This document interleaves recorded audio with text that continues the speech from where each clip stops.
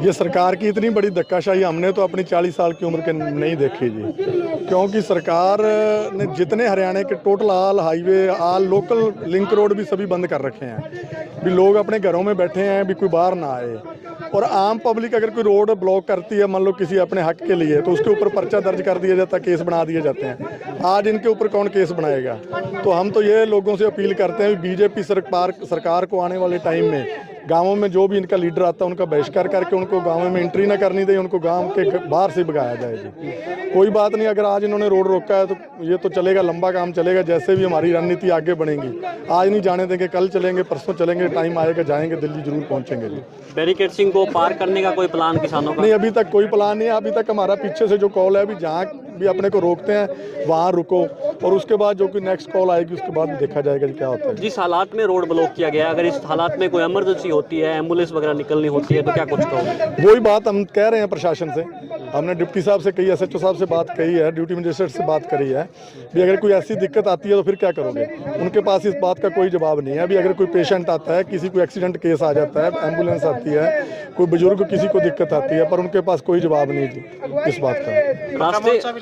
रास्ते बंद है, इंटरनेट भी बंद है, क्या इस स्थिति को क्या कहोगे? आपातकाल? ये आपातकालीन, बिल्कुल बिल्कुल। ये 1977 में कहते हैं, अभी इंदिरा गांधी ने जब हमारा जन्म नहीं हुआ था तब लगाई थी, और वो ही हालात आज के हैं भी किसी का मौलिक आधार, मतलब उसका अधिकार छीनना, भी नेट बंद करना, सारा ब्रॉडबैंड बंद कर रखे हैं और सारे रोड ब्लॉक कर रखे हैं। इतनी बड़ी इमरजेंसी तो पता ही है जी, पहले हमने तो कभी देखी नहीं। कल मुख्यमंत्री का एक बयान आया था, उसमें उन्होंने कहा था भाई किसान ट्रैक्टर लेके ना आए, बसों में आए, गाड़ियों में आए, कोई नहीं रुकेगा उनको। नहीं, ट्रैक्टर तो देखो जी रोडों पे खाली तो बैठा भी नहीं जाता, ट्रालियां अपना घर आशियाना बना के तो बैठना पड़ेगा।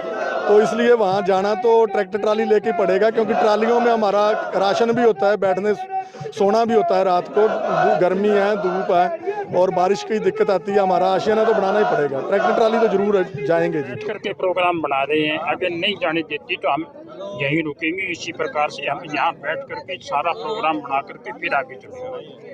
पहले हम बैठ करके यहाँ रणनीति बना रहे हैं। अगर हमारे जत्थेबंदी की तरफ से ये ऐलान था भी जहाँ पुलिस रोकती है वहाँ रुक जाओ, कोई जान माल का कहीं नुकसान ना हो जाए, इसके लिए हमने इसको देखते हुए जो है ना एक बार यहाँ हम रुके हैं।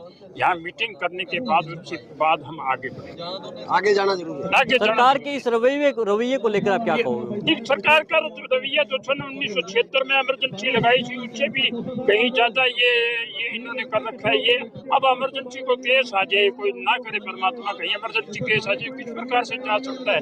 हमें तो रोक दिया एक कनेक्टर लगा करके, मरीज को कैसे रोको? क्या उसको मारोगे? क्या कर रहे हैं हम? क्या मांग रहे हैं इनसे? हमारा कर्जा माफी की मांग है, स्वामीनाथन आयोग की रिपोर्ट की मांग है, वो जायज मांगे हैं, वही हमारी पुरानी मांगे और वही हमें नहीं दे रहे, और हमें ही कहते हैं आप कानून व्यवस्था को हाथ में ले रहे हो। अरे कहाँ हाथ में ले रहे हैं कानून व्यवस्था? कानून व्यवस्था तो आप खुद हाथ में ले रहे हो। आपने खुद ने रोड रोका है, हमने थोड़ा ही रोका है। बैरिकेड्स तोड़े जाएंगे? हाँ, बैरिकेड तोड़ जाएंगे हाँ जी, हाँ जी, सारे पूरा गांव साथ है इनके। हाँ जी, तोड़ जाएंगे। पूरा गांव साथ है। अभी बैठ करके हम मीटिंग कर रहे हैं, हम बैठ करके अपनी रणनीति बनाएंगे, रणनीति के तहत सारा काम होगा।